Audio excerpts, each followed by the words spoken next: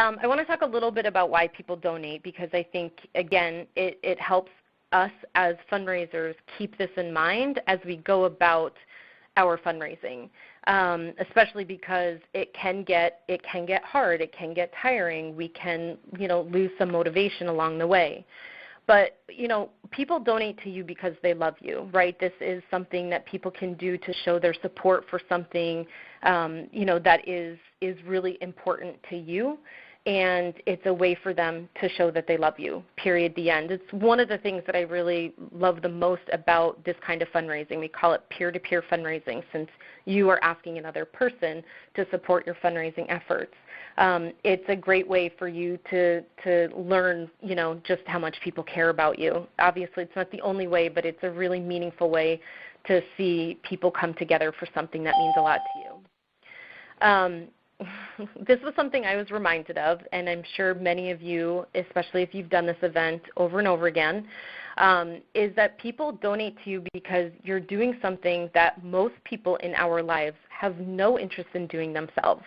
Walking 60 miles is really, really hard. The amount of time that you put into training for doing this, not to mention the actual walk. The first time I did the 3-day, I had 6 blisters.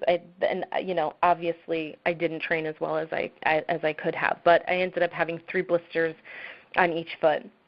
And it was hard, and, I was motivated by a lot of things. Most, top of the list for me was my mom. But I was reminded through conversations with my donors that they had no desire to walk 60 miles, and they thought that I was kind of crazy for doing it, especially since when I had done it for the first time, it was back in 2001 when the event was still fairly new. But you're doing something that a lot of people don't want to do, and you're giving them an opportunity to support you. Another reason that people donate is obviously because they've been personally impacted by the cause and they want to do something. So your participation in the 3-day provides them with an opportunity to not only show their support to you, but to be able to do something when someone they love or when themselves have a breast cancer diagnosis.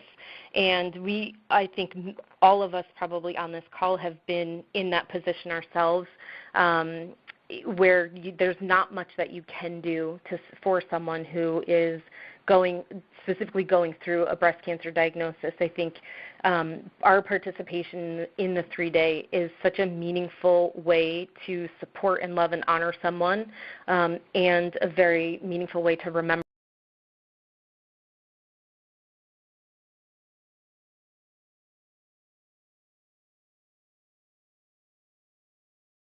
someone, and to be able to provide other people with an opportunity to come along for that ride and to give them an opportunity to do something is one of the reasons why people donate.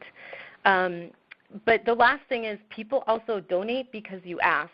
This is not my first fundraising webinar, and in a lot of the materials that we share with 3-day participants, we talk about the golden rule of fundraising, which is that you have to ask. I think we talk about you don't get money when you don't ask for it, and you get money when you do ask for it. And so making sure that asking people for donations is a big part of why you get them. And when I say ask, I really mean this one-to-one ask.